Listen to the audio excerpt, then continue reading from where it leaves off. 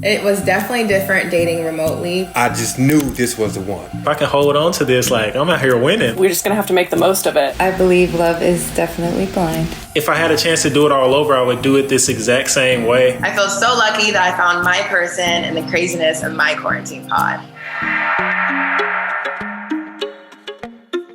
Lauren and I met initially on a dating app. I met Norman through a mutual friend. I met Blake on Instagram April 17th when I decided to shoot my shot at him. I met AJ on a dating app. I swiped right on her. She swiped right on me, and then we ended up messaging each other at the same time. And I gave her my number way faster than I usually give anyone my number. She's real. This is real.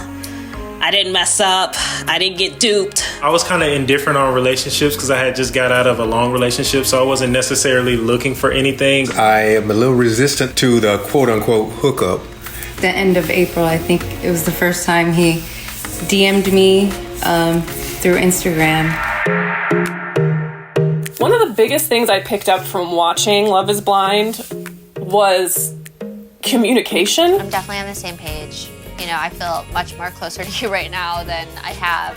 There's definitely a lot of parallels between starting to date during quarantine and the show. Getting to know each other by talking first before getting within that 6 feet. So on that first date we had on FaceTime. I wasn't really looking to dating, so I didn't care what I really looked like on the phone. He was going to take me as I was. I knew she was having wine, so I poured me up some, I think it was whiskey and Coke, and it was like we were sitting down at dinner.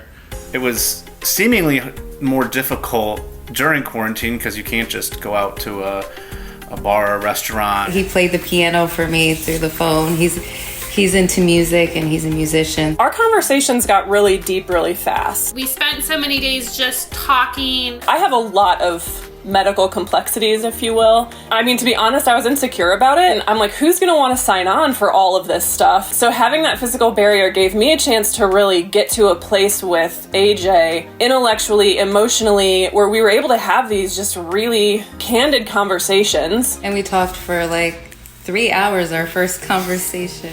And we knew immediately that there was a significant connection. We started sending each other stuff in the mail. She sent me her favorite Prince shirt that had her aroma on it. Yeah, I did that. Obviously, having to stay 6 feet apart from someone is kind of weird. But obviously, just like the show, if you know, there has to be physical contact. I think the first 2 or 3 weeks we were dating, you know, we were keeping a 6 foot bubble. When I saw Ronnie for the first time, I was like, whoa. No, just play. She's 5'10", so it's like, wow. That's gonna be something to climb. It's gonna be great. Our first time meeting in person, I had to drive up to Cincinnati to pick her up. And I just was not expecting this man to say he was going to drive 5 hours from Chicago to Cincinnati to pick me up and then another 5 to take me back. And I remember, I think I made her smile a little too hard because I said something and like she laughed so hard that she kind of like snotted a little bit. And she was like, oh my gosh, I gotta go to the bathroom. First date wasn't even like the typical date. We just went out like we were together for a while, and it's just like it was an instant connection. So honestly, even after 2 weeks was the first time we hugged. I still didn't know if we were just friends. When she and I first saw each other in person, I just knew this was the one.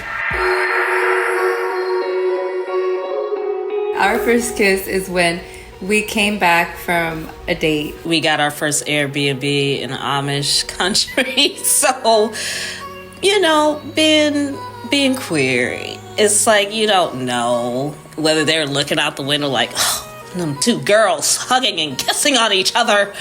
But we did take it up to the room. And Thinking back on me and Blake's first kiss, I remember finally getting back to Chicago, seeing his beautiful apartment. He came inside, we sat down, and we just talked.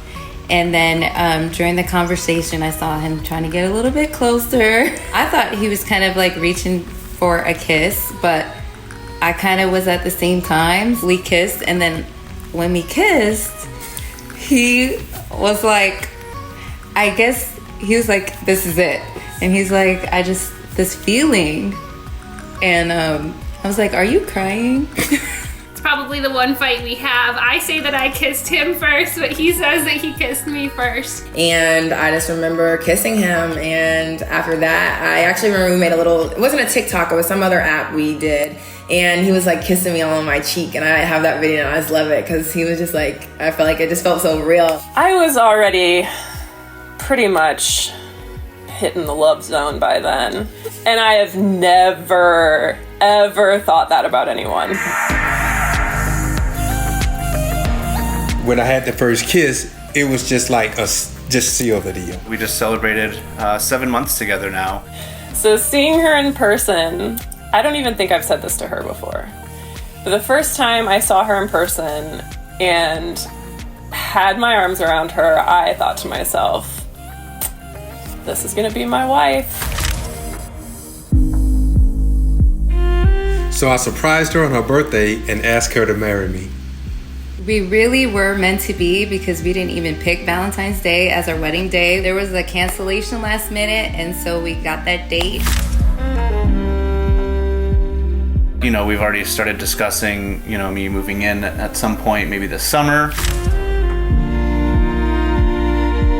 I would say 5 years from now, we'll probably be married with kids. You find your soulmate every day literally feels like going to Target feels like a date with him. So 5 years, I hope to be his wife, and I hope that we have a few little ones. Happy Valentine's Day, baby. Happy Valentine's Day. I love you. Happy Valentine's Day. That was awful. That was way off.